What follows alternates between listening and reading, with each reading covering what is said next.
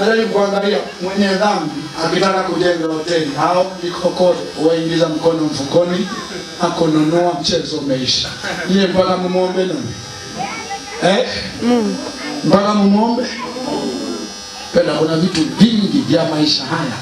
Vitu vya maisha haya havihitaji kuomba, unahitaji upige kazi tu. Amen. Piga kazi tu, havihitaji maombi. Amen.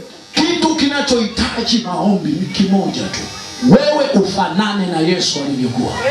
Hisia zako zifanane na Yesu alivyokuwa. Mawazo yako yafanane na Yesu alivyokuwa. Vipaumbele vyako vifanane.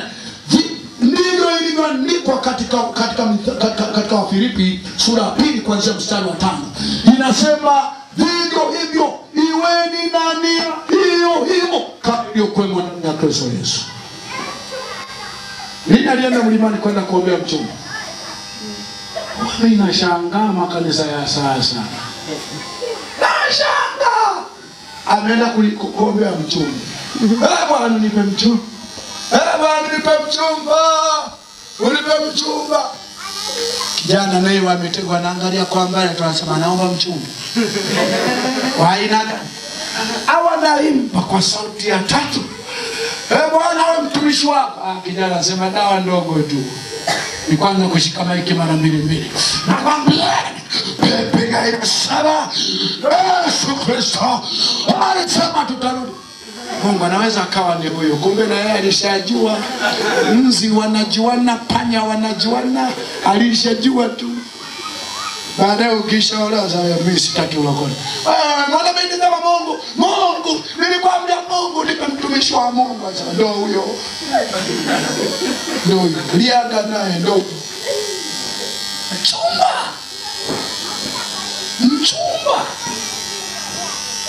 Leo kuna vitu mimi sielewi watu walisoma wapi. Hivi kuna mahali kwenye Biblia mtu aliombea mchumba? Hapana, hapana kabisa. Yesu alikwenda mlimani. Bwana sasa na miaka 33. Shida imeshakuwa kubwa. Miaka 33. Watu wananicheka, wanasema itakuwa ni mgonjwa huyo. Bwana, unisaidie. Yesu alikwenda mlimani. Hiyo chokora, mimi natosha. Hiyo chokora, tumeutoa wapi? Wahubiri machokora. Wameeneza uchokora. Mimi nikwambie ukweli kabisa. Niletee taarifa zozote na kwamba Mungu amenifunulia mchumba huyu. Wewe Mungu amekufunulia, mimi nitaangalia maisha yako na njia zako. Njia zako zikileta utata nakwambia kamwambie mchungaji amekataa. Nadhani hamjanielewa. Nikwambie hivi. Mimi kama mlimani siku 7. Bwana nipe mchumba. Akaonyesha kale kadada ka blue. Kanakovaga nguo ya blue kila siku. Ndio kwako. Njoo. Niambie mchungaji kwa siku 7 Mungu ameniambia kadada ka blue. Mimi na Mungu wako sina habari naye. Mimi nitaangalia maisha. Nitaangalia njia zako, maisha yako na mwenendo wako ndio utakaoangalia. Nikishaona kwako au kwa binti kuna maisha yana utata, nasema hivi, kamwambie Mungu aliyekutuma. Mchungaji amekataa.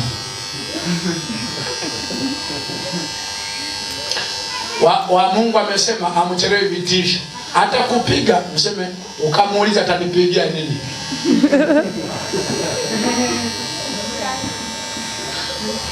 Unajua kuna vitu ambavyo vyenyewe kanuni zilishawekwa havihitaji maombi. Jinsi gani kijana aitunze njia yake kwa kuenenda kwa namna inayopendeza mbele za nani? Za Mungu. Hiyo ndio njia pekee ya kutambua huyu ni kijana wa kuoa, huyu ni kijana ni binti wa kuolewa. Kiko tu kinaishi. Kiko tu kiko kanya. Bwana.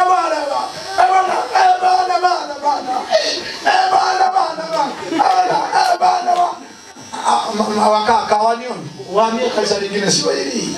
Ili njia zako ndizo zitakaza kuhalalisha kama waweza kuolewa au la, kama waweza kuoa au la. Kata ya mengine yale ni step.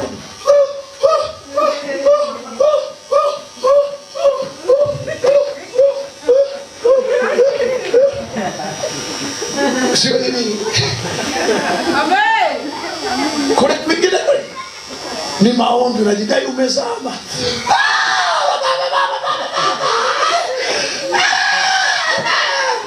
Huyu dada anazamaga ndo wa kumooa. Ukija kwangu siangalii kuzama, kuangalia chini. Siangalii machozi yanayokutoka, naangalia njia zako unapotoka kanisani. Naangalia njia zako, kwa sababu Kumbukumbu 29 mstari wa 29 maandiko yanasema lililofunuliwa kwenu ni lenu ninyi na watoto wenu, lakini sirini yaliyo sirini ni ya nani? Ni ya Mungu. Tabia zako zinaonekana peupe, nianze kutafuta Roho Mtakatifu akaseme. Aseme nani? Mimi mke wangu yapo. Sikufunuliwa.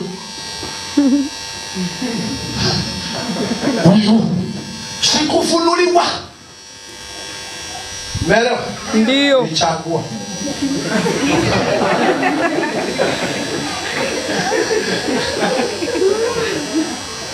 Wapo waliosema Mungu amesema, wala kamwambie nimekataa. Ametokea, amesema usiponioa mimi nakufa. Anasema sipi, utakufa wewe na Mungu huyo mjesema naye. Mungu wangu amenipa vitu vya maishani kuchagua. Amesema mbele yako nimekuwekea njia ngapi? 2. Baraka na uzima, laana na mauti. Laana na mauti. Kwa amesema kaombe. Amesema kaombe moja. Kachague. Maisha yenye baraka na uzima ni wewe ukitaka kuyaishi, hahitaji maombi. Chagua. Mwanamke amsemaje baraka? Amsemaje baraka mwanamke kuoa? Baraka. Nasema. Amsemaje baraka? Kwani amesema kaombe. Amesema kafanye? Kachague. Kachague. Mimi walijitokeza kwa sababu nilikuwa handsome. Handsome kweli kweli. Sijaanza handsome leo, handsome kweli kweli. Kijana na pochi ya kueleweka. Pochi ya kueleweka. Unatembelea kwenye pikipiki kwenye dunia ambayo haina pikipiki. Huko tu. Sisi ndo watu miongoni mwa wanadamu wa kwanza zaidi kununua simu za mkononi. Simu za mkononi wa kwanza zaidi.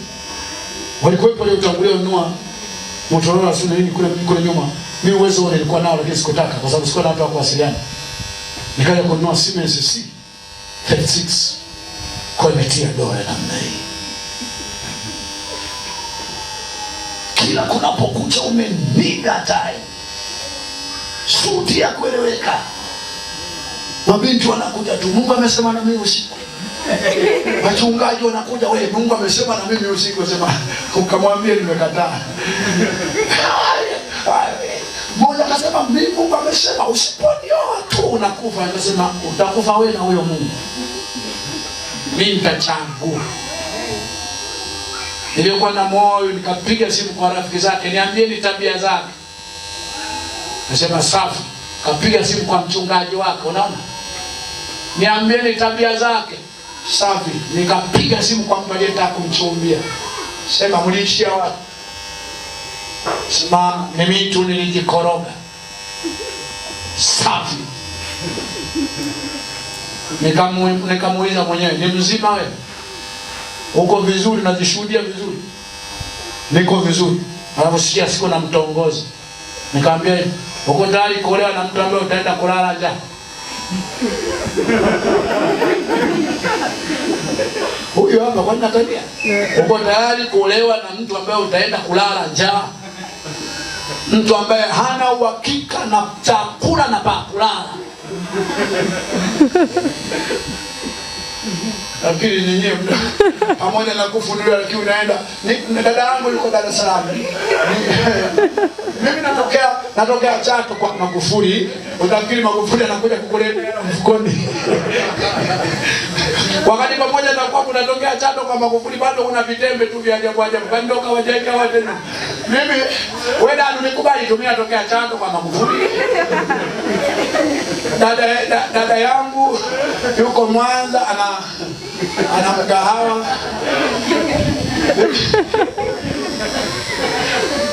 Kama umefunuliwa yani ya kujitetea. Jina la Bwana libarikiwe. Amina. Haleluya. Amen. Haleluya. Amen. Maisha wengine tunachagua niishi maisha aina gani, lakini upande wa Mungu ndo tunaomba sana. Bwana nifanane na wewe. Amen. Nifanane nawe Baba. Rekebisha nia yangu, rekebisha njia zangu, rekebisha mawazo yangu, rekebisha mipango yangu, nifanane nawe Baba. Anasema nenda kakae mahali nataka ukae. Usikae watu wanataka ukae. Usiogope heshima yako inapopotea. Ogopa kuwa mbali na mimi.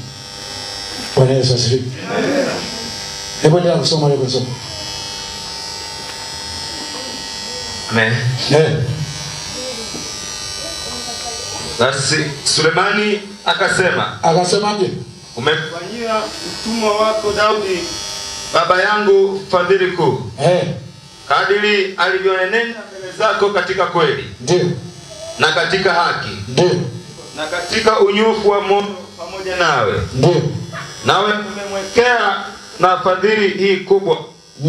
Maana umempa mwana wa kuketi kitini pake kama ilivyo leo. Na sasa Bwana Mungu wangu. Sasa Bwana Mungu wangu. Umenitawaza niwe mfalme mimi mtumwa wako. Naam. Badala ya Daudi baba yangu. Naam. Nami ni mtoto mdogo tu. Naam. Sijui jinsi unipasavyo kutoka wala kuingia. Na mtumwa wako yu katikati ya watu wako uliowachagua. Watu wengi wasioweza kuhesabiwa. Wasioweza kuhesabiwa. Wala kufahamiwa. Idadi yao. Kwa kuwa ni wengi. Kwa hiyo nipe mimi mtumwa wako moyo wa adili. Moyo wa adili. Ni wahukumu watu wako. Ni wahukumu watu wako. Na kupambanua mema na mabaya. Na kupambanua mema na mabaya. Baba nyuma ya Bwana ukasema Baba tangulia njia zangu. Mimi usinipe chochote lakini tawala tu maisha yangu. Afadhali nisiwe na nyumba lakini tangulia mbele yangu. Na mke lakini tangulia mbele yangu. Afadhali nisiwe na mume lakini tangulia mbele yangu. Afadhali nisitwe mheshimiwa lakini tangulia mbele yangu. Jina la Bwana libarikiwe. Haleluya, haleluya. Haleluya, haleluya. Hebu nisome Ayubu, soma Ayubu. Soma Ayubu, usome sana haya maandiko, soma sana. Haya maandiko wengine yametubadilisha kabisa. Yametubadilisha kabisa, kabisa. Kabisa. Mimiri kwenye dunia hii.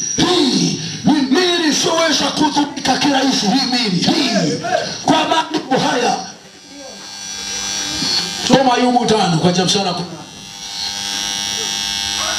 Ayubu 5 kuanzia mstari wa 18. Naongeza sana sauti, sijui ulioko kwenye vyombo, naongeza sana sauti. Pale ilipokuwa ilikuwa vizuri sauti. Amen. Tu mashine ndio uzihamishe ziwe peupe kama unaweza. Ayubu 5:18. Anzia Ayubu 5:18. Kwani yeye huumiza. Yeye huumiza. Lakini tena huuguza. Tena huuguza. Yeye hutia jeraha. Yeye hutia jeraha. Na mikono yake huponya. Na mikono yake huponya. Yeye atakokoa na mateso 6. Atakokoa na mateso 6. Naam. Hata katika 7 hapana uovu utakaokugusa. Hapana uovu utakaokugusa. Wakati njaa atakukomboa na mauti. Wakati wa njaa atakukomboa na mauti. Na vitani atakukomboa na nguvu za upanga. Naam. Utafichwa na mapigo ya urimi. Naam. Wala usiogope maangamizo yatakapokuja. Naam. Wewe utayacheka maangamizo na njaa. Utayacheka maangamizo na njaa. Wala hutaogopa wanyama wakali wa nchi. Wala hutaogopa wanyama wakali wa nchi. Kwani utakuwa na mapatano na mawe ya bara. Naam. Na wanyama wa bara watakuwa na amani kwako. Naam. Nawe utajua ya kwamba hema yako ina salama. Naam. Na zizi lako utalikagua wala usikose kitu. Naam. Tena utajua ya kwamba uzao wako utakuwa mwingi. Sawa. Na vizazi vyako watakuwa kama nyasi za nchi. Sawa. Utafika kaburini mwenye umri mtimilifu. Sikia hapo, utafika kaburini umri mtimilifu. Utafika kaburini mwenye umri mtimilifu. Kama mkanda wa ngano ulivyo wakati wake. Kwa nini? Tazama haya tumeyapeleleza ndivyo yalivyo. Tumeyapeleleza ndivyo. Yasikie uyajue ili upate mema. Yasikie uyajue ili upate mema. Utafika kaburini mwenye majaribu ya kikuzimu. Hadi Michael ilikuwa pazuri zaidi kama sivyo mfungue Isaya ngapi? 65 mstari 20.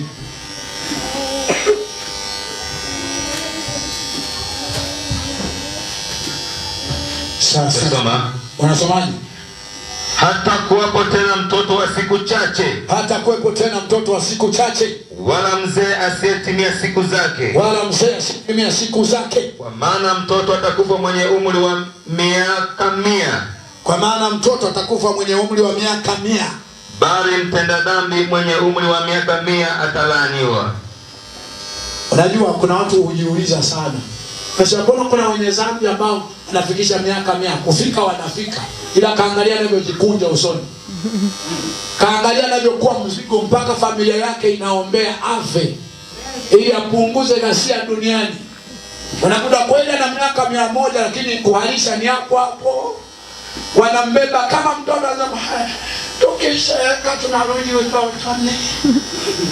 Tukiseka ni familiani tuni. Wewe asitwida nimetita wewe nimetita uno mpaka mabibi na kina Esituda wanaanza kuomba Mungu mchukue Mungu mchukue ya mbona ameishi miaka inamtosha ameishi mchukue Mungu. Anaenda mtoni anasema pengine nikitoka mtoni nikutaka imeshakufa. Alafika nakuta afa. Zaidi ya yote amejikojolea. Sitwida bibi yangu Sitwida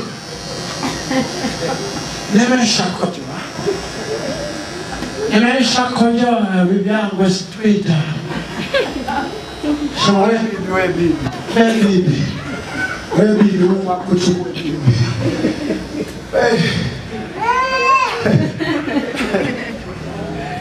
Wala anaseti. Kuna mwanamke mmoja Kilosa, tunakwenda Kilosa wiki ijayo. Kuna mwanamke mmoja tena hata hakuwa bibi. Ana miaka nadhani kwenye 60 hivi. 60.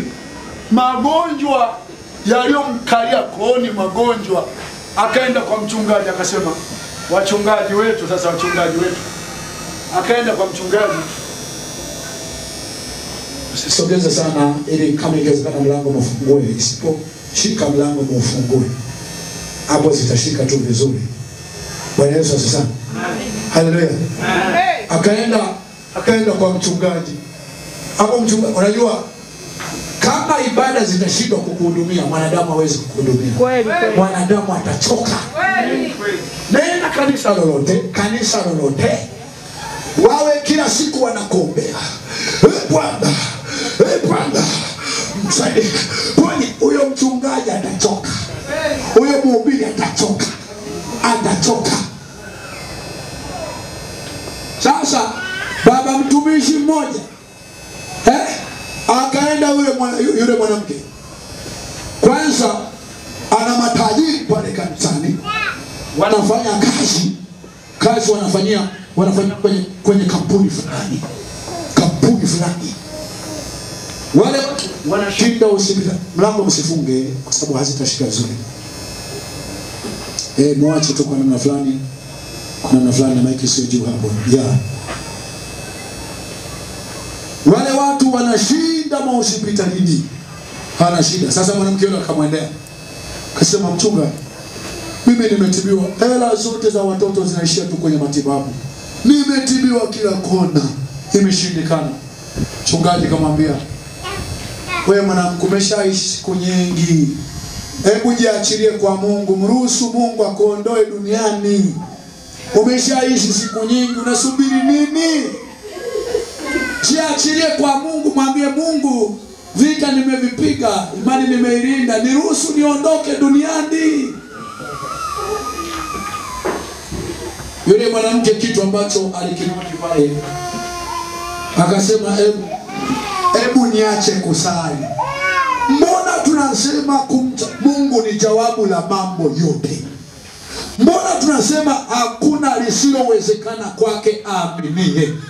Mbona tunasema Mungu ni kweli tena ni uzima, Yesu ni kweli tena ni uzima? Kwa nini leo hii nakuja kuambiwa kwamba nijiachilie nife, mchungaji, umeshindikana? Bwana Yesu asifiwe.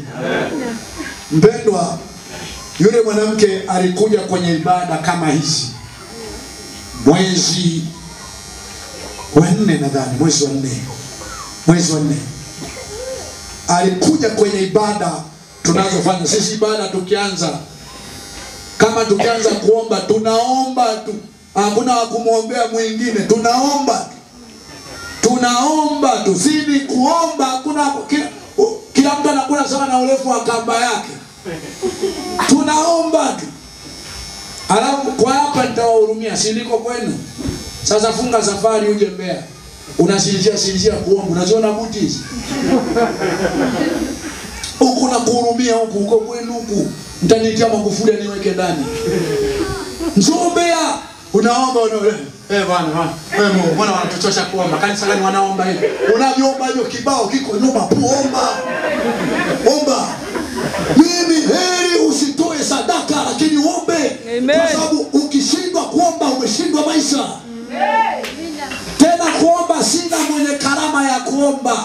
Kuomba ni moyo, kuomba ni jitihada, kuomba ni sawa na uhitaji ulio nao. Ukishindwa kuomba, hama kanisa. Usipohama kanisa, vibao vinakungoja. Muulize huyu alivimba siku 3. Siku 3 alikula buti la kueleweka.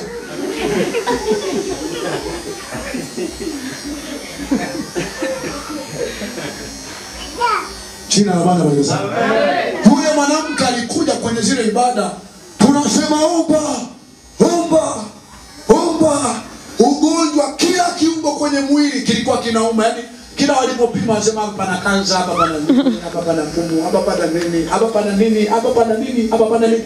Anatoka kwenye zile ibada mpaka hii sura imeshabadilika, sio mzee tena. Kaluni tafikiri kana miaka 45. Alipofika kwa mume wake akasema huko ulikokuwa hilo ni kanisa, huko kwingine unapoteza muda.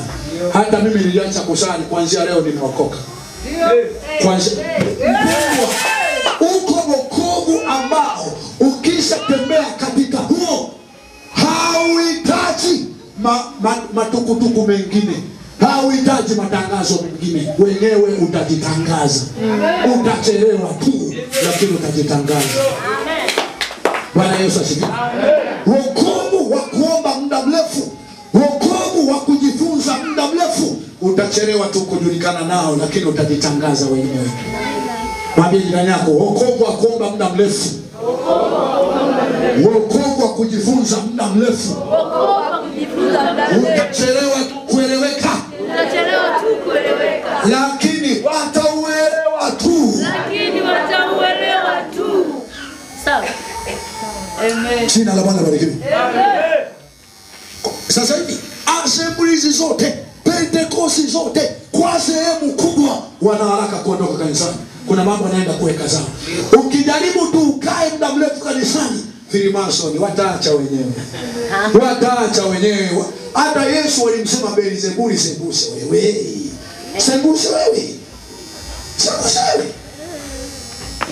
Jina la Bwana barikiwe. Amen. Tuko watu waishasema Freemason, sasa hivi useme Freemason ukasemee chooni. Sema hapo kuna watu wanachukua mawe, wanasema wewe kama huyu Freemason na watakatifu wako wapi? Jina la Bwana barikiwe. Amen.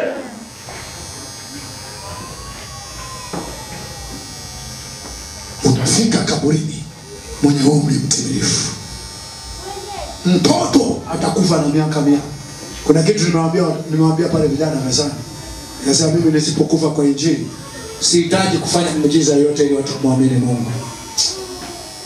Kama mtoto atakufa na miaka 100, mtu mzima atakufa na miaka 100.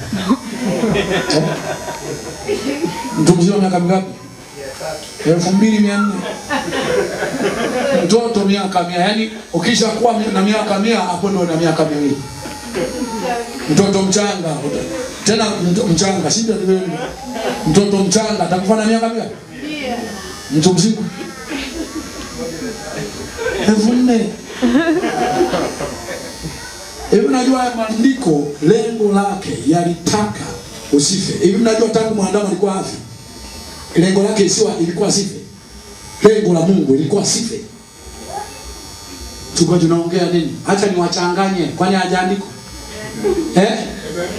Wanayowasomeana ya sadaka tu. Sina mimi nikusomea uzima. Wewe ukienda Jumapili kanisani kwenu, somo la kwanza kutoa jinsi ya kupanda mbegu. Kwani nimekosea? Kama nimekosea nenda Jumapili ukaone. Nenda Jumapili ukaone. Sunday school jinsi ya kumtunza mchungaji. Akija mhubiri wa neno la Mungu, kichwa cha somo jinsi ya kupanda mbegu, kuweka na kuondoa naziri. Kwani vya kweli hivi? Tangu wanasema toa ubarikiwe. Tangu anze kutoa umebarikiwa, umefilisika. Kaangalia wale madeni wote barabarani huko, wengi walitoa wamefilisika. Amen. Lile andiko sema kubwa, toa ufilisike, mhubiri atajirike. Ndio kweli wale andiko. Wengi walio na madeni ambayo hayalipiki ni walokole. Muulize kwa nini una madeni mengi? Kwa madeni wapi? Umeshachukua kupuna, ulicheza kamari. Ulicheza besi. Walikwambia toa ubarikiwe, nasema baraka zako. Mwaka huu ni mwaka wa utajiri, mwaka wa kutajirika, mwaka wa kibali chako, mwaka wa nyumba yako, mwaka wa gari yako. Naona unatajirika, naona kila kitu kinakwenda sawa. Sema usiweke kitabu. Kila kitu kinaenda sawa, sema usiweke kitabu. Watu wanakuvuruga kichwa, vuruga kichwa. Ukisha vurugika zile ulizoweka za sako, alafu zikisha sema nenda na amani ya Bwana. Nenda kaliage mbele. Nenda kafie mbele. Wanasema ukitoa sana kichwa. Kuna mtu tajiri kupita wote Chato hii anatoa sana kanisa. Hakuna. Kila mimi nitakuonyesha wenye madeni kila kona mpaka wanahama Chato kwa sababu ya kutoa kanisani. Wengi kabisa. Wengi. Mchungaji unahubiri nini? Kaulize pia na wanaohubiri sadaka wanaohubiri nini? Ikianza semina toka Jumatano kama tulivyoanza, kitu ni kutoa mpaka wanapomaliza. Na mimi nimegairisha. Mimi kila utakako nikuta ingia kwenye mtandao, naongea utakatifu na uzima kwenye moyo wako. Njoo kwenye semina, naongea utakatifu na uzima kwenye maisha yako. Na mimi sina kingine. Naongea ubirini sadaka na matoleo watu wafilisike. Mimi wale waliofilisika na waingizia uzima wa Mungu kwenye moyo wako. Uzima wa Mungu kwenye maisha yako. Uzima wa Mungu kwenye maisha yako. Mmoja kati ya hawa atalipwa na mbingu. Mmoja kati ya hawa atalipwa na mbingu. Kama ni wahubiri wenu wanaowafilisi, watalipwa kwa sababu malipo yanakuja. Kuna mtu mnatatarika sana. Mchungaji, ndio vile nilivyo naongea. Mtoto mdogo atakufa na miaka 100. Kwenye dunia hii. Hii hapa, hii. Kwani wewe unaamini mimi na miaka 11 siwahi kunywa kidonge wala kuchoma sindano? Miaka 11 na bado nadunda huko mbele. Amen. Dunda huko mbele. Watu wanakuja, mke wangu alikuja miaka 23 ameshatoa meno matatu. Imepita zaidi ya miaka 10. Hajatoa hata neno jino moja. Amen. Zima. Miguu ilikuwa inawaka moto, vidonda vya tumbo. Huyu binti alikuja, maziwa anataka kukata, ana kansa. Huyu mwanamke alikuja, moyo umetanuka. Bwana Yesu asifiwe. Moyo umetanuka, mbavu zimevunjika, magoa na utuseme mangapi? Kwani tuliweka mkono tukombe? Tulisoma haya maandiko tukarudia, tukasoma tukarudia, tukasoma tukarudia, tukainuka tukaomba, Bwana timiza ukweli wa maandiko. Timiza ukweli wa maandiko. Yesu Yesu Yesu Yesu. Yesu Yesu Yesu Yesu. Yesu Yesu Yesu Yesu. Yesu Yesu Yesu. Yesu ukata bado upo, tukainuka tena tukasoma. Tukasoma tukasoma tukasoma tukasoma. Tukaomba tukasoma tukaomba. Mpaka baadaye ugonjwa ukasema nyinyi mnajielewa nini? Nyinyi mnajielewa nini? Ngoja tukamtafute msaidizi mmoja. Nenda kule wanatoa sadaka.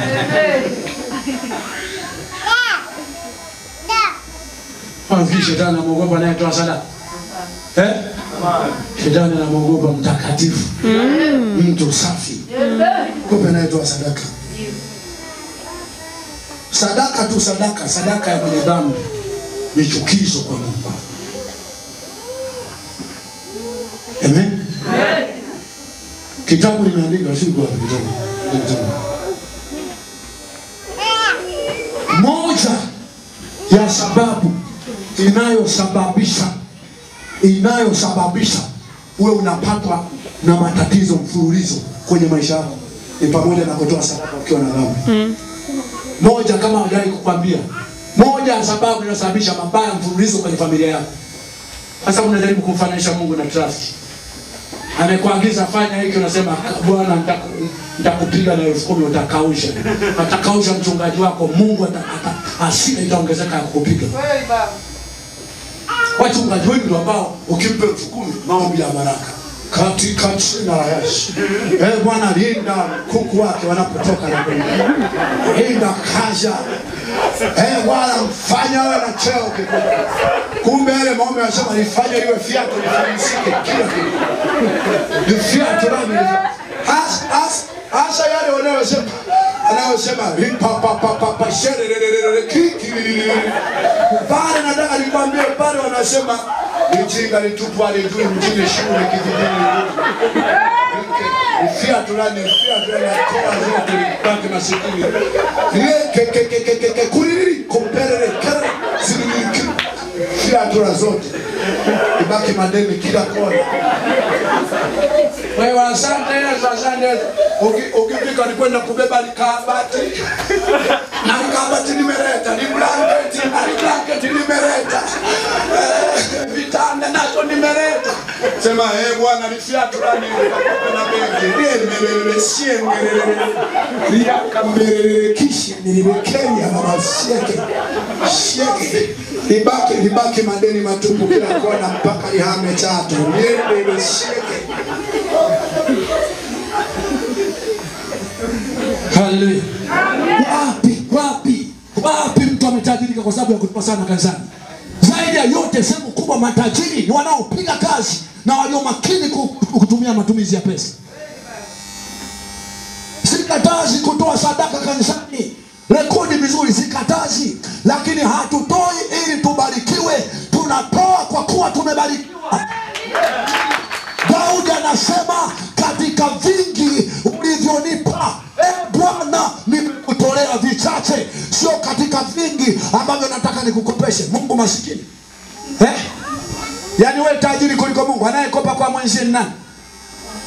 Anayekopa kwa mwenzie kati ya maskini na tajiri ni nani? Maskini. Maskini. Kwa hiyo wewe tajiri kuliko Mungu. Imeandikwa mkopesheni Mungu, mkopesheni. Ile ni akili ya mifiatu. Fumbo mfumbie mjinga, mwerevu atalingamua. Umkopeshe Mungu. Anasema vyote ni mali yake. Dhahabu na vyote pamoja na wewe ni mali yake. Pamoja na ulivyo navyo, maisha yako na ujanja wote uko kwenye pumzi. Na pumzi serikali yako haijui inakoishia, inakotokea. Hivi naelewa ni hewa inayoingia kwenye mapafu. Pumzi haijulikani inakotokea na inakoishia. Kenya inaingilia hapa, inaishia hapa. Inatokea hapa. Hapa. Mwenye naye akichukia tu kwa sababu yeye ndo anayeingiza. Akichukua. Ingiza. Akichukia pamoja na hela zako, akiitoa anaiweka mfukoni. Akiitoa anaweka mfukoni. Kwa unabaki tu. Jamaa nakosa pumzi, ameshaweka mfukoni.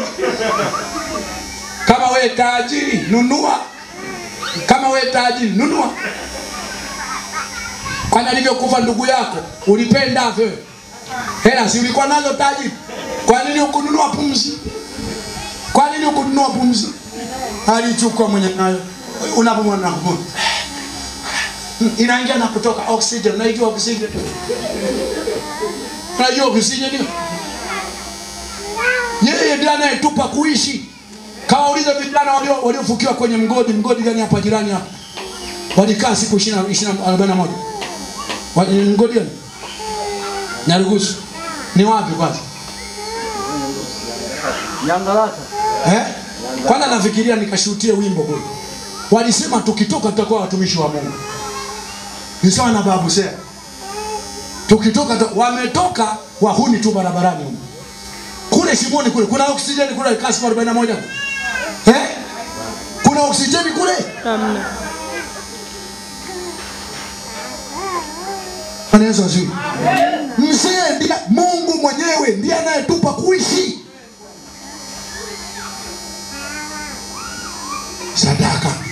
Sadaka. Mchungaji unaongea nini? Unaongea nini? Tunaweza tukawa wazima miaka 100 sisi. Mbona ya madini zetu hazihubiri? Tumegawana, wenyewe wanahubiri sadaka.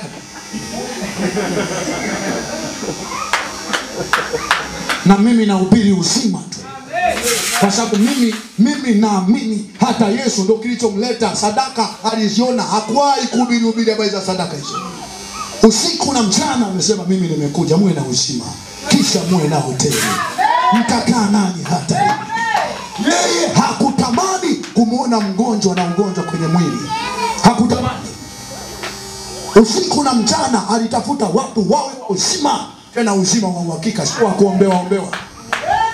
Nilikwambia jana, moja makanisa ambayo yanaongoza kwa ugonjwa na wagonjwa ni wale wanaoombea. Kwanza muelewe, unaumwa waongeze na kutikisa kichwa.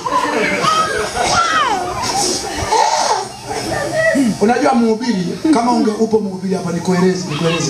Hivi ndivyo ninavyoshika, wewe unachojua umeshika kidogo. Alimada mkishika unatumia nguvu. Kama umewahi kushikwa bila shaka unajua. Unashikwa kabla haja kusukuma tu anavyokibana hiki kichwa mpaka unaanza kusikia kinalia. Kwa hata kama ulikuwa unauma mgongo, kichwa lazima kianze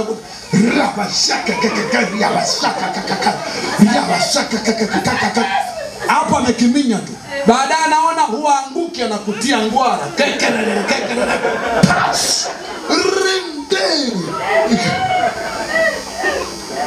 Vile unaona nyota vile unasema Mungu ameshuka. Hakuna kilichoshuka, ugonjwa umeshuka bado. Hakuna Mungu aliyeshuka. Ndio maana kwa sehemu kubwa makanisa yanayoombea watu ni wagonjwa sana.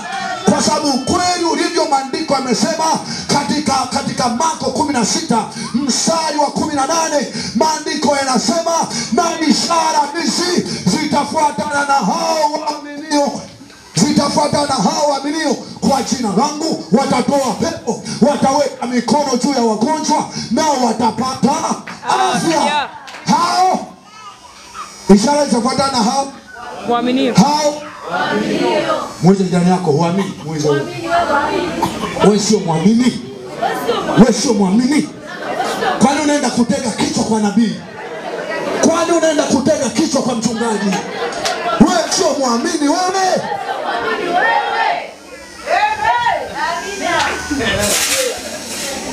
Wewe unakutaka kichwa utafikiri nilifiga wanataka wataka sufuria. Wagonjwa piteni mbele. Para hakuna cha wagonjwa ili waponywe. Wagonjwa ili watuishwe na maradhi mengine. Kanisani. Pendwa, mahali kwa kwenda kuombea wagonjwa ni nje. Wakija kanisani kufundishwa jinsi ya kuishi mbele za Mungu ili ugonjwa usiingie, na hata ukiingia wawe na uwezo wa kukabili. Kanisani ni shule ya kutoa ujinga. ujinga wa kiroho juu ya shetani. Amen. Amen. Mchungaji, unaohubiri vinini? Kama uliza pia unaohubiri sadaka, unaohubiri vinini? Unaohubiri chumvi. Uje mchukue chumvi, uje mkanage mafuta, uje upakwe mafuta, sema toka hapa. Kwenda zako. Kwenda zako. Nani apakaye mkojo hapa? Kwenda zako. Inapaka mijinga tu. Hata kama wewe kanisani kwenu mnapaka mijinga tu. Mafuta ambayo tunapaka ni mafuta ya Roho Mtakatifu, yameandikwa katika Yohana. Wote mmepakwa mafuta ya Roho Mtakatifu. Mmepakwa, sio mtapakwa, tumepakwa tayari. Nakwenda mahali, simama tukapake mafuta. Wagonjwa wote mafuta, unakimbiza kichwa lako. Kumbe ni mafuta ya kuwa mwenda wazimu.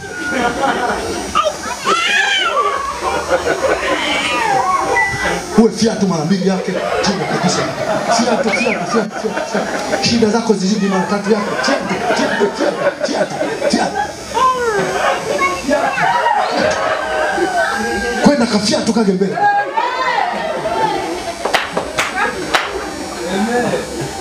Amen. Mimi tangu nizaliwe sijawahi kupakwa. Nimepungukiwa nini? Nimepungukiwa nini? Nishawahi kupakwa. Nishawahi kunywa mimaji. Sijawahi kubebeshwa leso. Nikibeba leso ni kufutia jasho. Haina kingine. Petro anasema fedha na dhahabu sina, nilicho nacho ndicho nikupacho. Amen. Kwa jina la Yesu simama wende. Tembea na kikopo cha maji mkononi. Kopo cha maji mkononi. Anointing water. Unajua mchungaji wetu alitupa maji. Jina la Yesu limekushindwa, maji hayakuwezi. Jina la Yesu limekushindwa, mafuta hayakuwezi. Kabisa. Jina la Yesu limekushindwa, kitambaa hakikuwezi. Chumvi haikuwezi. Bwana asipoulinda mji, ajengaye, alindaye afanya kazi bure. Ajengaye afanya kazi bure. Nenda kwenye makazi ya mitume na manabii. Wagonjwa wamepangana usiku na mchana. Vibao vya kusema kanisa la miujiza na upako vinaongezeka, wagonjwa wanaongezeka. Kama wa maombezi hao kweli wanaponya, hospitali mbona wagonjwa wamezidi mpaka wengine wanalala chini? Wanaki kule wanakwenda wanapigwa hela tu ili za hospitali wakakopagwe. Umeelewa? Kama kweli brother, kweli umesha vibao vya maombezi hujaviona vilivyo vingi. Hata jamaa unaona tu hata anavyotembea na yeye mwenyewe. Kanisa la miujiza na upako. Lakini yeye mwenyewe anavyotembea tu. Unaona tu kabisa wewe, mbona wewe mwenyewe mgonjwa mtumishi? Wewe mwenyewe mgonjwa. Upako gani utakaoanzia tu kwa wengine?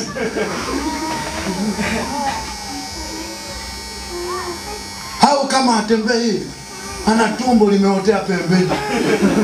Yeye anaelekea kutumia ndio tutembeke. Tafikiri bata nafukuza. Nina upako. Siku ya leo nataka kuwaombea, meno yanaondoka mdomoni, nataka kutuombea. Kutuombea nini? Mbea jina. Tukajibu na ubini kama ubini tena. Wanaotoa sadaka. Wanaohubiri sadaka kila Jumapili, sio mimi nikaanza Jumatano kama juzi hapo imeanza. Ni sadaka. Toa. Usiku kuna ngoma za kienyeji, lakini kwetu kule kuna ngoma ya kienyeji.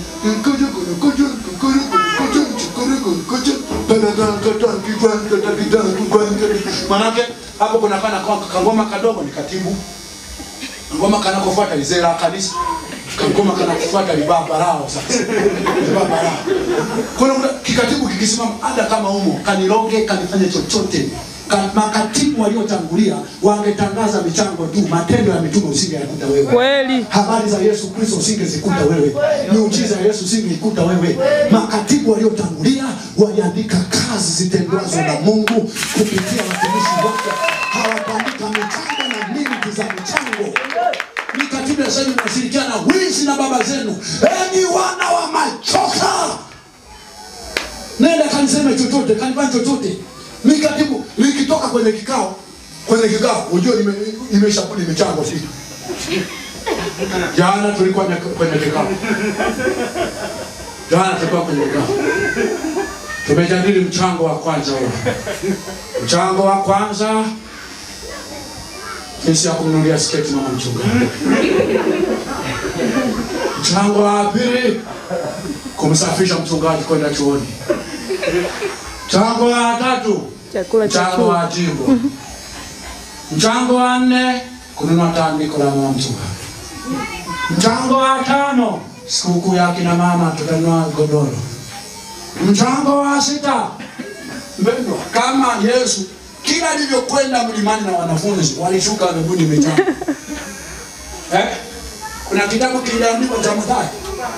Kuna kitabu kiliandikwa cha sisi kwenye dini zetu brother.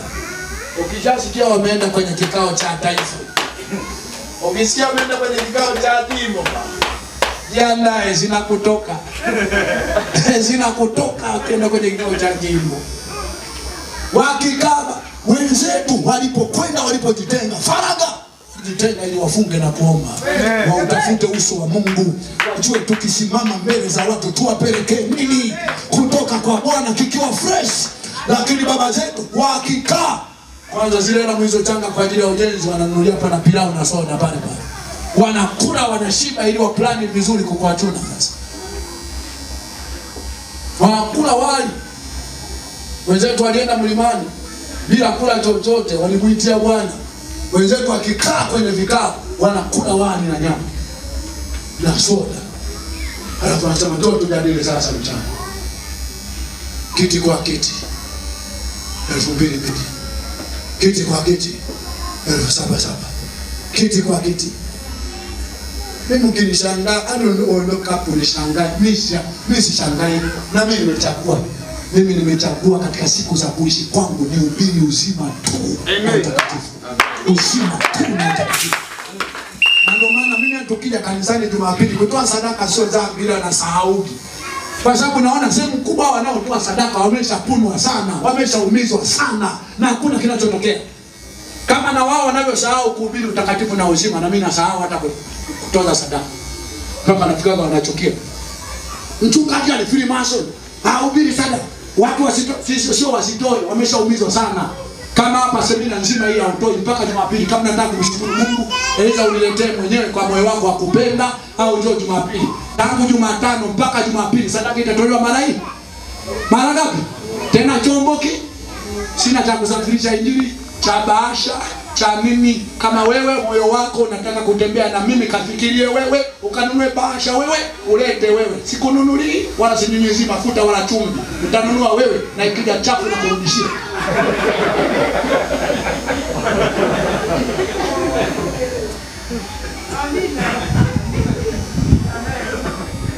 Kama sio chafu unanipa kwa madoido. Mjumani. Najua tu na wewe unajaa, ikakusaidia gembele na matoka hapa. Kwenda zako na hela zako. Mimi ninachochuki nipa sadaka unanipa kwa sababu nataka kushiriki sehemu ya baraka iliyo juu yangu.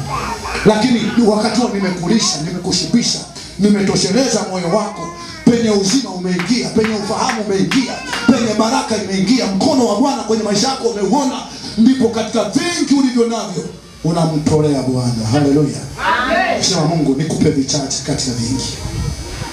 Kitabu hiki nimesema moja ya sababu kubwa inayosababisha matatizo mfululizo maishani mwako ni kutoa sadaka ukiwa na dhambi. Andiko hilo koti la kwanza hili hapa, sadaka ya mtu mbaya ni chukizo kwa Bwana. Mithali 15:8. Sadaka ya mtu mbaya ni chukizo kwa nani? Hivi mtu akichukia kinachofuata nini? Mtu akichukia kinachofuata nini? Makofi. Makofi. Sadaka ya mtu mbaya ni chukizo kwa nani? Kwa Bwana. Akichukia kinachofuata nini? Adhabu. Kipigo. Ndio maana unatoa fungu la 10 sana, ukitoka unatoka tumbo unaharisha. Unatoa fungu la 10 sana, ukitoka kichwa kinauma. Unatoa fungu la 10 sana, huko unakuta nyumbani wameibiwa wote. Au umeliwa na mwewe. Unatoa fungu la 10 sana na hilo unapoteza. Na Mungu unaibiwa. Mungu ameiba za kwako. Wana mimi nimekutolea fungu la 10. Mungu hahitaji fungu la 10 kwanza. Anahitaji moyo wako kwanza. Anahitaji maisha yako kwanza. Anahitaji njia zako kwanza. Sadaka ya mtu mwovu ni chukizo Bwana. Kwa Bwana. Soma kwa Biblia. Soma. Mithali 15. Mithali 15. 15. Mstari wa 8. Karibu. Mithali 15 mstari wa 8. Mstari wa 8.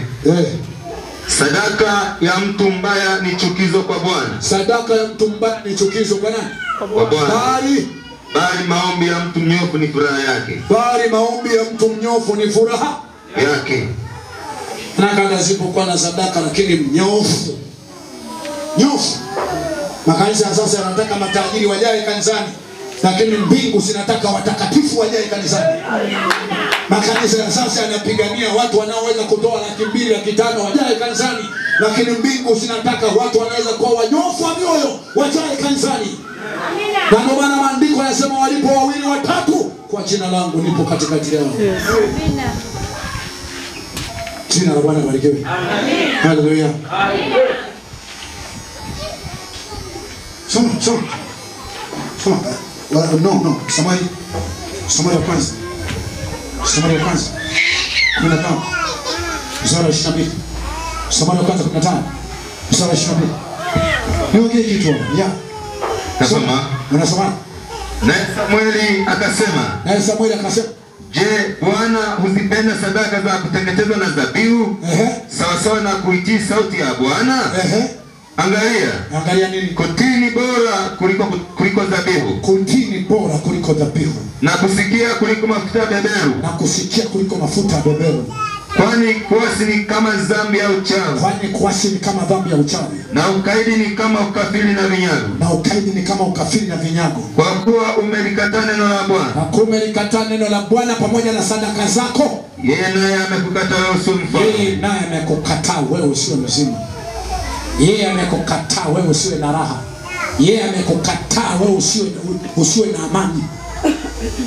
Ndio maana pamoja na misadaka yote unayotoa, amani huna, raha huna, uzima huna.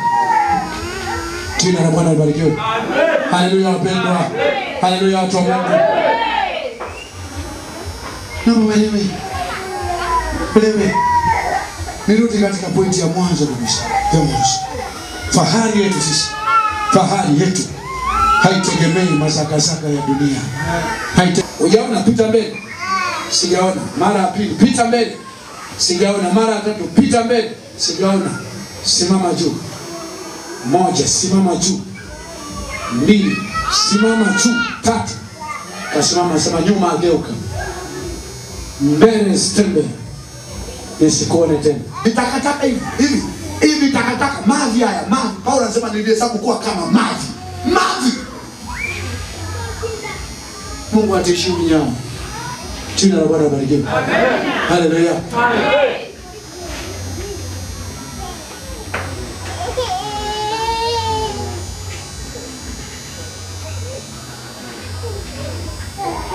Niwaambie kitu kimoja. Namba muamini kumwabudu Mungu. Msiamini mpaka mwe kundi kubwa. Aminini hata mkiwa wawili. Unajua moja ya kitu ambacho kinaweza kufanya na mtu wa 3 aje kwa nidhamu na adabu.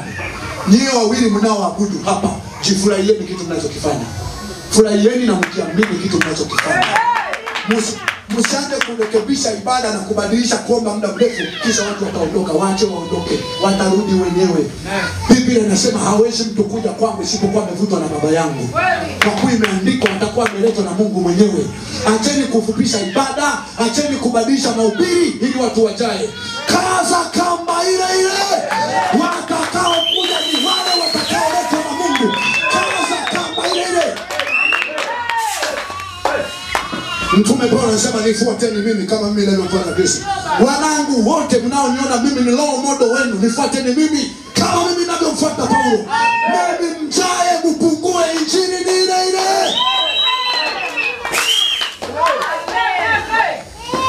Haleluya. Ndio maana hata mko wengi jana, injili ni ile. Mkazo ni ule. Nimenyosha vile. Nimehamasika vile. mtu atakuja hapa anasema sisi Mbarikiwa tulijua ni mhubiri mkubwa, tulijua watu watakuwa wengi. Hayo mimi sijui, na ujua ukweli wa neno la Mungu. Kwa watu wawili, kwa watu watano, kwa watu 100, injili ni moja tu. Na kwa taarifa yako, injili haitafuti kundi la watu, injili inamtafuta mtu mmoja. Bwana Yesu asifiwe. Injili hawezi akatengeneza mazingira rahisi ya watu kukubaliana na wewe. Hawezi hajawahi. Yani kama Mungu ana ramani fulani pana kwa habari ya maisha yako, hawezi akatengeneza mazingira rahisi ya wanadamu kukubali unachokifanya. Hawezi kutengeneza mazingira rahisi. Bwana Yesu asifiwe. Katika moja ya topic ambayo nimeweka juzi hapa kwenye mtandao, na fundisho ambalo nikaongea sana kanisani, achilia mbali kwenye mtandao, kanisani nimeongea kama Mungu ana ramani, yani ana uhakika wewe ni moja wa watu ambao anaweza akawatumia na kusimama nao kwenye maisha yako, basi vingi utaomba, vingi utaomba hata kupa. Kwa sababu sehemu kubwa watu ambao alitembea nao safari ndefu sio watu ambao aliwapa wanavyovihitaji. Sehemu kubwa walihitaji vingi. Kwanza ni watu ambao hata kuomba Mungu nahitaji hiki, nahitaji hiki, walishaachana navyo kwa sababu walichojua hawezi hata kuwapa. Umeelewa? Maelezo yaliyoko mtaani huko barabarani, nasema Mungu kama nakupenda sana, kila unachoomba atakupa. Mimi nataka nikwambie Mungu kama nakupenda sana, vitu unavyoomba hatakupa. Kwa nini hatakupa? Jambo la kwanza, atajaribu kukujulisha mwanadamu haishi kwa vitu ambavyo unaviona mtaani. Mwanadamu haishi kwa mkate tu. Haishi kwa mkate tu, bali huishi kwa kila neno linalotoka kwenye kinywa chake. Kwa nini watu wanaombaomba sana? Watu wanaamini akisha kuwa na vitu fulani, akiwa na gari, akiwa na nyumba, maisha yatakuwa rahisi. Maisha hayawi rahisi kwa sababu una gari na nyumba. Hayawi rahisi. Nilikwambia jana, kati ya wakati ambao pressure maisha huongezeka sana, mashaka kuhusiana na uhai wako, raha inatoka. Yani matajiri mara nyingi hujivuruga kichwa, sio kwamba anakuwa na raha. Yani anajonunua ile zabufa, unaye enjoy ni unayesikiliza nje. Unaweza huko ndani kuna muziki mzuri, aliyeko ndani ajui. Aliyeko ndani ajui. Unayetamani gari ni wewe unayeliona anavyoendeshia mkono mmoja, aliyeko ndani aone hata maana yake. Anaweza kashuka kwa sababu namuita boss, katembea kibosi, lakini kiukweli anajijua mwenyewe kwamba hali ni mbaya moyoni. Kwa nini? Kwa sababu raha ya mwanadamu, Yesu anasema uzima wenu hauko katika wingi wa vitu mlivyo navyo. Raha ya mwanadamu haiko katika vitu. Na ndio maana kama ana kusudi la kwenda safari ndefu na wewe, basi vingi utakavyovitaka hakupi. Tukajimwona tukienda kwa manabii, tukienda kwa mitume, tukienda kwa wachungaji, wanatuombea, tunapata, wanapata. Waangalie baada ya miaka 5, 6, 10, utakuta hawana nafasi ile mbele za Mungu. Hawana ule mvuto ambao walikuwa nao miaka fulani. Hawaombi tena vile vikaja. Hawaombi tena. Kwa nini? Kwa sababu Mungu, mtu ambaye anajua huyu mtu sitatembea naye siku nyingi, akingangania sana, nipe hiki, lazimika kumpa, ili amuonyeshe kwamba ni watoto tu wasio na akili wanaoomba vya kuomba. Ndio. Wasio na akili. Lakini mwenye akili, yeye haombi Mungu ampe kitu, huomba Mungu amsaidie kufanya kitu mbele za Mungu. Amen. Umeelewa? Haombi Mungu ampe kitu, huomba nguvu. Usema Mungu nitie nguvu. Usikilize. Nikupe mfano.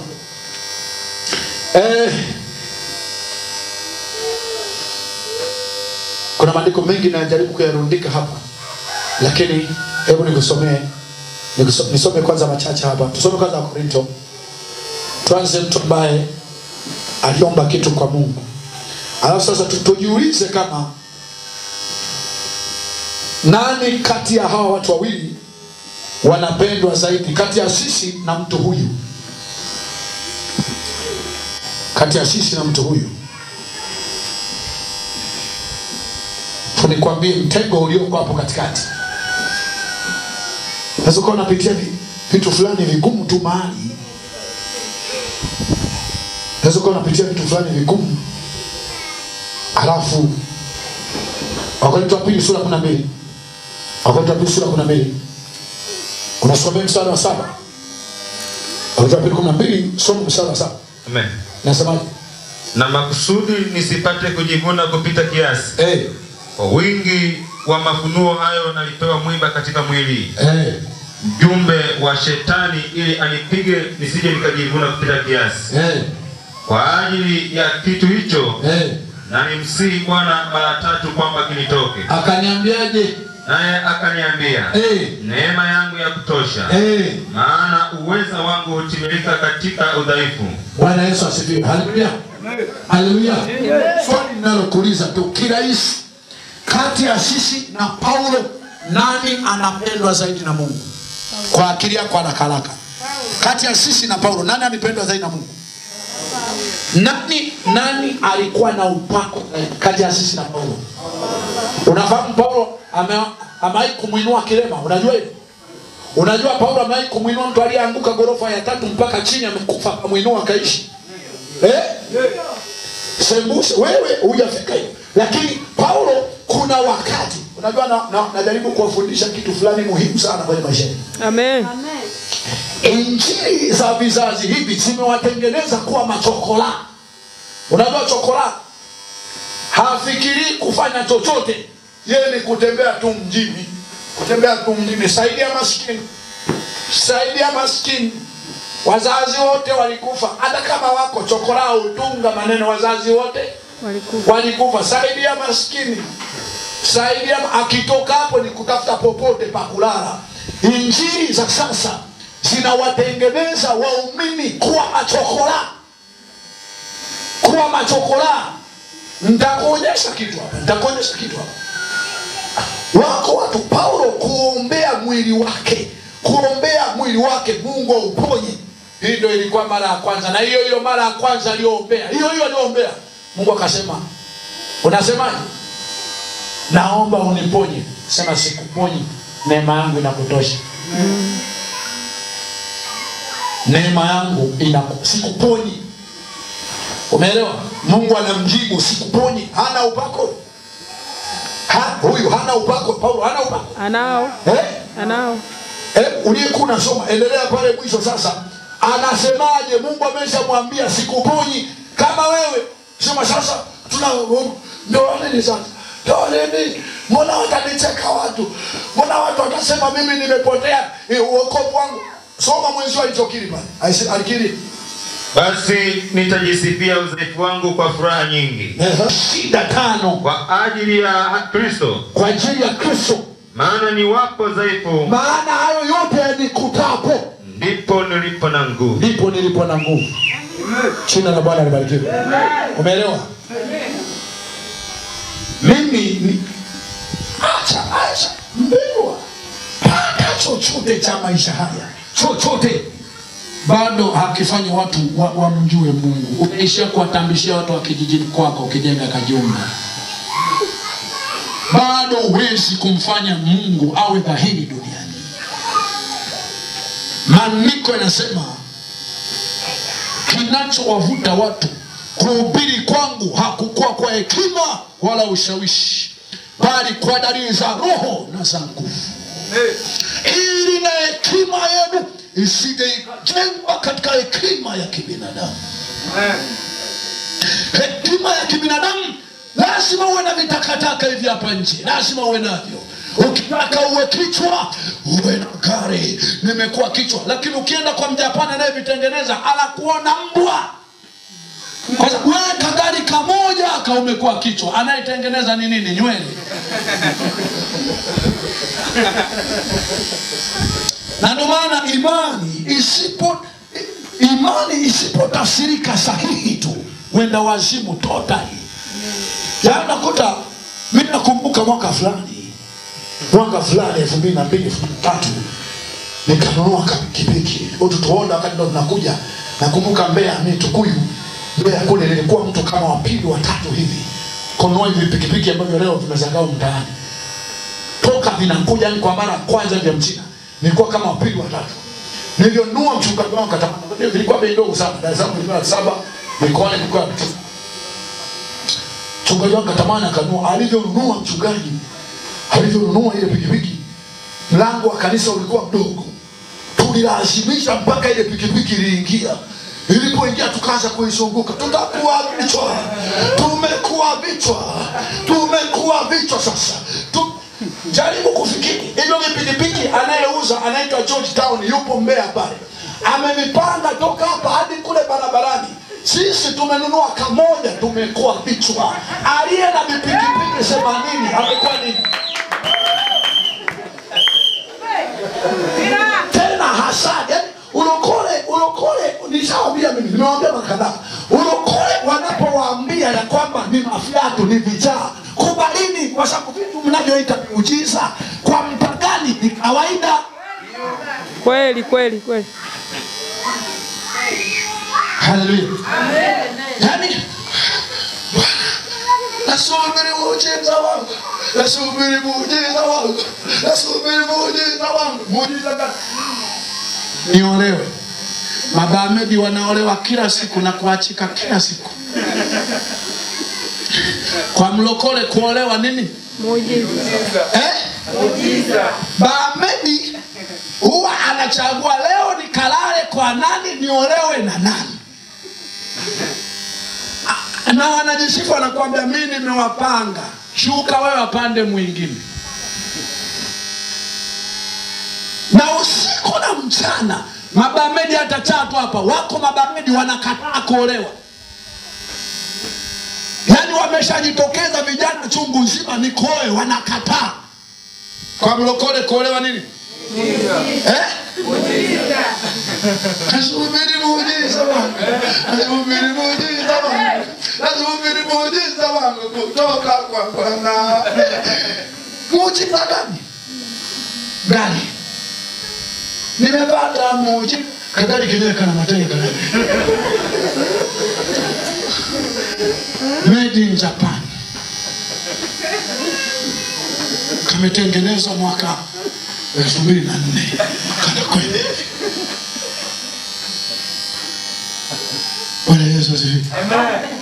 Nataka niwaambie ulokole kama hatutatokea watu tutaufikiria ulokole sawa sawa, kitakuwa ni kitu cha hovyo. Mimi nimwambia msione watu leo tunahubiri watu hawapo. Watu wamechezewa, wamechoka mpaka pa mwisho. Wanafika mahali wanasema hata kama uwe na msisikio vipi na wewe ni wale. Na wewe lengo lako ni kutujaza tu, kisha tujaza utatuacha vile. Hata uchukui sadaka, nataka tujae kwanza ndio waanze kutupiga sadaka. Sema kama nikujaa kwanza basi nimesubiri. Sababu tangu nianze kuhubiri hichi huwa ninaamini kwamba sadaka ni ile ambayo Mungu kwanza ameshahudumia maisha ya mtu, amemsaidia kila kitu kipasacho uzima na utaua. Katika vile vitu, sehemu ya hivyo vitu huyo mtu atavitoa kwa moyo wa kupenda. Tangu nianze kuhubiri nimeamini hivyo. Na nimewahi kukusanya maelfu ya watu, mamia ya watu. Bado niwaambia sadaka mwenye dhambi Mungu ana shida naye. Amen. Jina la Bwana libarikiwe. Amen. Sisi tunavyoita muujiza kwa mpagani ni kawaida. Sisi kununua kagari muujiza. Mpagani kununua kagari ni kawaida, ana uwezo nako. hata anavyonunua hashangai, hata aweki sherehe. Mlokole jenge kajumba, sherehe, uzinduzi, anamwita na mchungaji wake mwenye njaa. Amen. Mpagani kuwa waziri anaona kawaida. Mlokole akiwa waziri atazunguka makanisa yote Tanzania, akashuhudie. Hatimaye Bwana amesikia maombi yangu. Mpagani akiangalia sasa, mimi sikuomba kokote, ni waziri mkuu. Jina la Bwana barikiwe. Amen. Nataka nikutoe katika moja. Viweko vitu ambavyo kwenye maisha yako usiseme na ngojea muujiza. Useme ninayaweza mambo yote katika yeye anitia. Vitu vya ovyo usio muujiza. Muujiza uwe muujiza kweli. Maaskofu wakae chini, wachungaji wakae chini, mitume wakae chini, manabii wakae chini, mawaziri wakae chini, watawala wakae chini. Huo ndio muujiza. Mungu alipopenda muujiza, walikaa kimya, walikaa chini wote.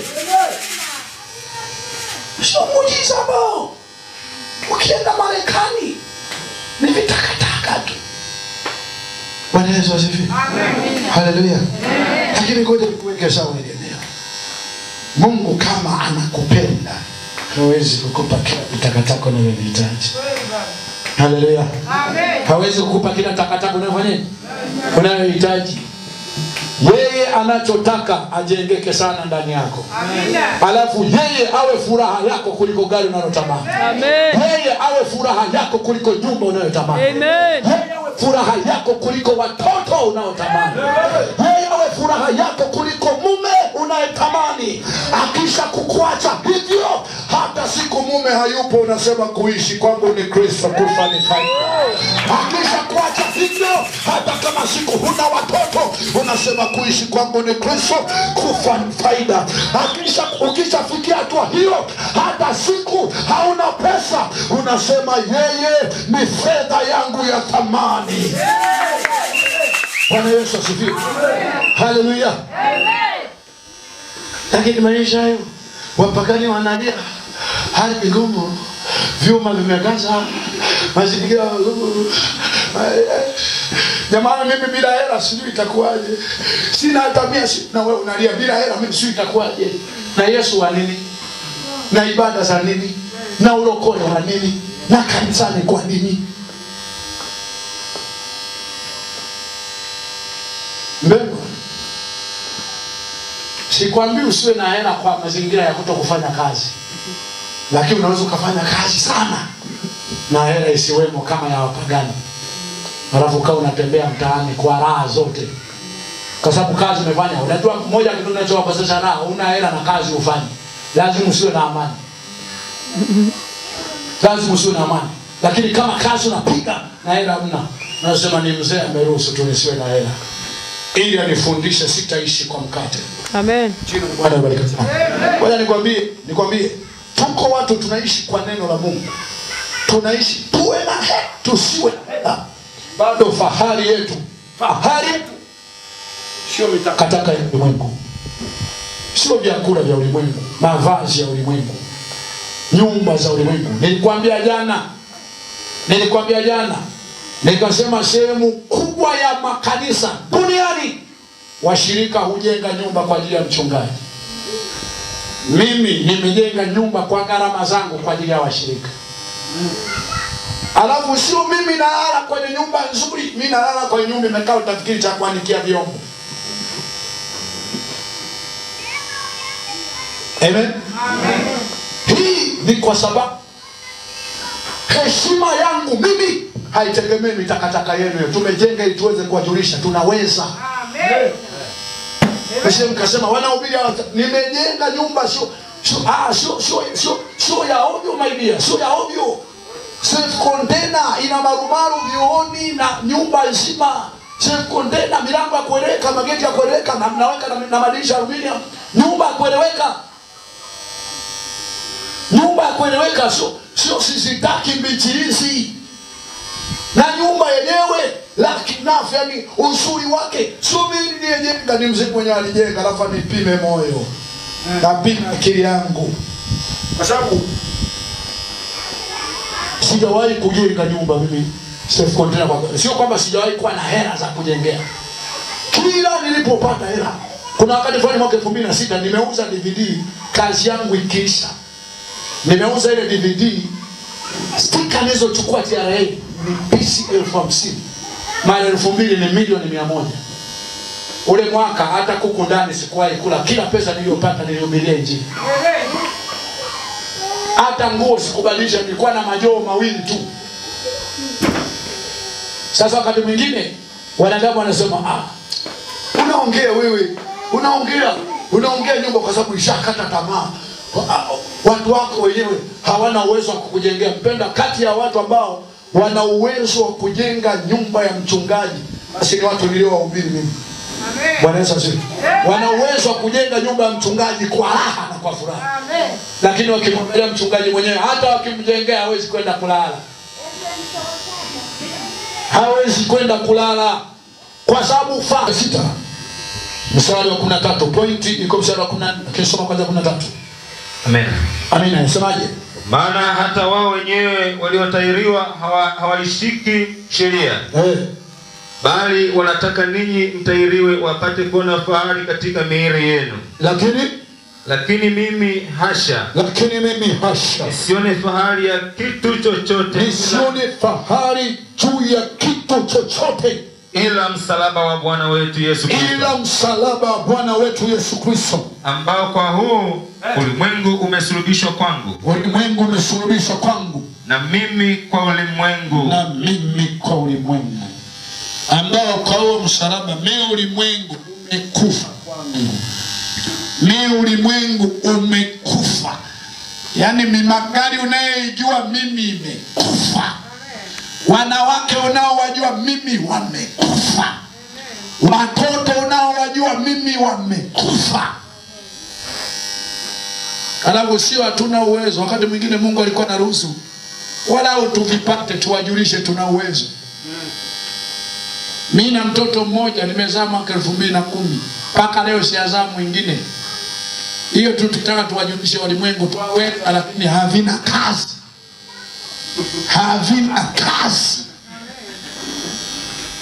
Amen. Kuzaa tunaweza, lakini havina kazi.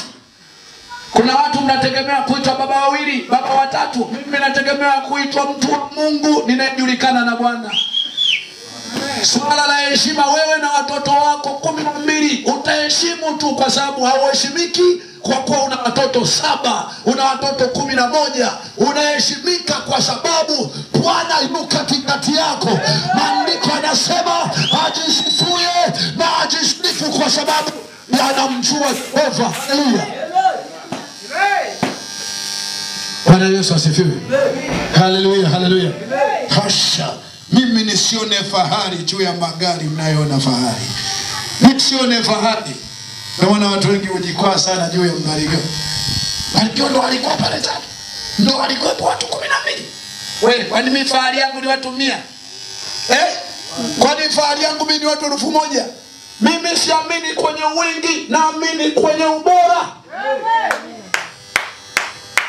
Na pia kitu kingine ninachoamini ni hivi. Waleta mageuzi sio kundi kubwa. Waleta mageuzi ni watu wanaojielewa kwamba tuna wajibu wa kuleta mageuzi. Amen. Na wakati mwingine unavyoanza tu, ukienda kukubaliwa na wengi, mashauri yanakuwa mengi, utashindwa kutimiza kusudi. Heri watu tu 2 watatu ambao ukiwaambia tunaongeza ibada, wanasema tuko pamoja. Amen. Unawaambia tunaongeza mifungo, hawana muda wa kukaa kikao kwa sababu mko 7 tu. Mkiongeza mifungo ni kwa sauti moja, twende. Tunaongeza muda wa ibada, twende. Tunaongeza siku za kupatikana kanisani, twende. Wakati mwingine tunavyokuwa na watu wengi kabla ya wakati, ndipo wanakuja na utajiri wao na usomi wao. Wanakuambia of course. Kote kacheze, sio kanisa langu, sio kuleta, sio Mbeya. Kote kacheze, mimi tu na of course zako tafuata ninayotaka tufanye. Nilikwambia tukae chini, kaa chini. Nilikwambia leo tunaomba, tunakaa chini kwenye vumbi, kaa chini. Ukisimama juu jicho nitakalo kutupia linakuambia kama hujakaa chini kanyaga nenda. Amen. Bwana Yesu sifiwe. Amen. Kwa sababu fahari sio kuwa na matajiri kanisani. Fahari kuwa na watu waliofungua mioyo kwa ajili ya Mungu. Amen. Watu ambao wanataka Mungu awe dereva kwa maisha yao. Amen. Hawe dereva, kwa sababu hao utawacheka kwa siku chache, baadaye utakuja kutambua ni watu muhimu. Amen. Haleluya. Haleluya. Unamuona huyu pacha huyu pacha huyu pacha yangu. Pacha huyu pacha huyu. Mimi fahari yangu haitegemei mavazi, haitegemei nyumba za thamani, haitegemei watoto wengi, haitegemei cheo wala elimu. Amen. Na topic niwahi kuweka kwenye mtandao nikasema mimi ningesoma, wasiosoma wangejiona mavi. Umeelewa? Wakati ya mtu ambaye akidharaulika ujizarau mpaka pa mwisho asiyesoma. Yaani kila hoja utakao tu anakuambia wewe unajua kiprotokali, unajua kwa mfano yani kisayansi kuna lugha huwa tunaita inclusion. Wakikutajia tu inclusion unajizarau. Mimi inclusion sijui na inclusion. Wewe akitaja inclusion na inclusion shuka na kisukuma chako, sema inclusion sijui na inclusion sijui, na ndio jambo moja. Yesu alikufa tuwe na uzima, kisha tuwe nao tele.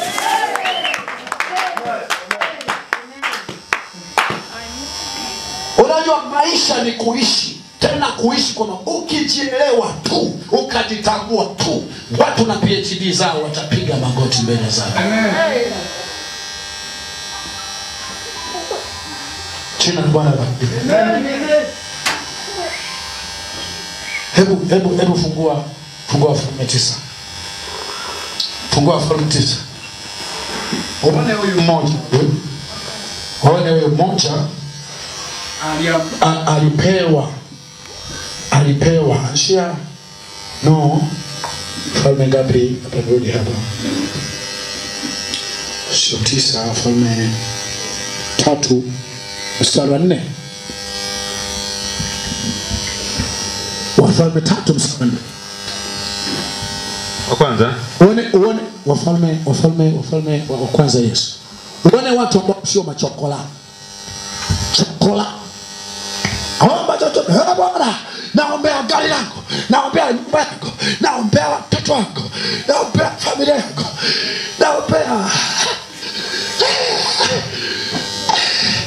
naombea ndoa yangu, naombea pikipiki yangu, naombea vyombo vya kanisa, naombea watoto wa mchungaji. Chokola. Chokola. Machokola wa kiroho wanaombea vingi. Mwambie jirani yako wewe ni chokola. Au ni mtoto, una mzazi.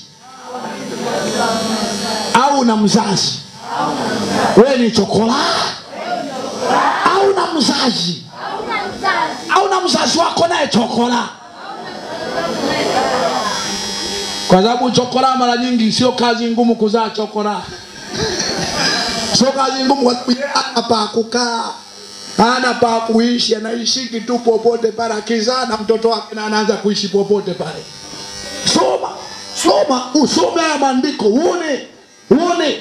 Huyu sio amesoma kwenye maandiko, anatokewa na Mungu. Mungu anamwambia omba chochote. Wenzangu na mimi unasema Bwana, nipe pikipiki. Bwana, nipe ananichezea sana. Unipe vitenge 7. Yaani wewe unaishi ndio umeomba. Bwana akupe vitenge 7. Alafu unisaidie na kreti la soda. Kwa sababu vyote mnavyoomba ni vitu vya hovyo. Mwambie jirani yako, vyote mnavyoomba ni vitu vya hovyo. Vyote mnavyoomba ni vitu vya hovyo. Kuna kitu kimoja tu mnachotakiwa kuomba, nacho ni hiki: tafuta kwanza wake na haki yake, mengine hutaomba, utazidishiwa. Naomba usome Korani. Mfalme 3:4. Basi mfalme akaenda Gibeoni ili atoe dhabihu huko. Naam. Kwa kuwa ndipo mahali pa juu palipo pakuu. Naam. Sulemani akatoa sadaka 1000 za kuteketezwa juu ya madhabahu ile. Naam. Na huko Gibeoni Bwana akamtokea Sulemani katika ndoto ya usiku. Akamtokea akamwambia aje? Mungu akamwambia aje? Omba utakalo nikupe. Omba utakalo nifanyeje? Nikupe. Omba nini? Utakalo. Omba nini? Utakalo. Kama wewe ungeomba nini? Kimoja tutajie. Mwambie kimoja tutajie, ungeomba nini?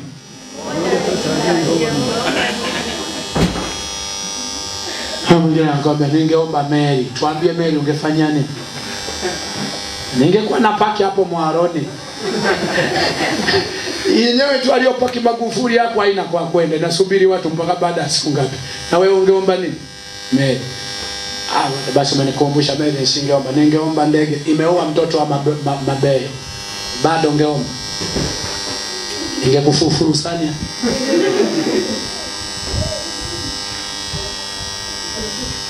Hebu muulize tena, ungeomba nini?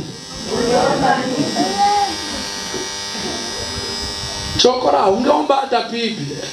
Bwana mimi unijazie makopo ya biskuti ndani ili niwe natafuna. Kwa sababu ndo mnavyoomba. Leo hapa tukisema tuingie kwenye maombi, nikumbuke mtoto wako, waaibishe adui zangu, wajue sijapotea, waaibishe. Awaibisheje? Nipe baiskeli.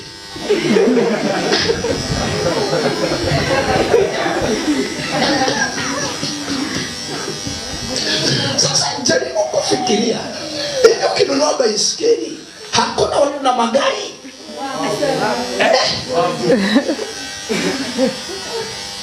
Ukisha wakanyaga ambao hawana baiskeli, hawana pikipiki, utakutana na wenye magari na pikipiki chako wanakupitia kwenye matope.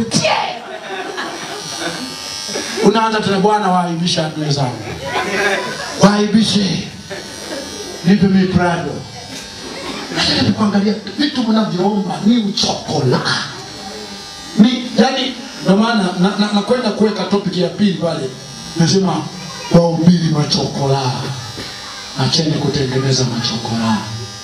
Kama mtu mmekutana kwenye mkesha, tuombe wapendwa. Bwana Mungu wetu, utusaidie kujenga kanisa. Utusaidie tununue mbao. Bwana, jamani tuombe ujenzi wa kanisa. Utusaidie mbao za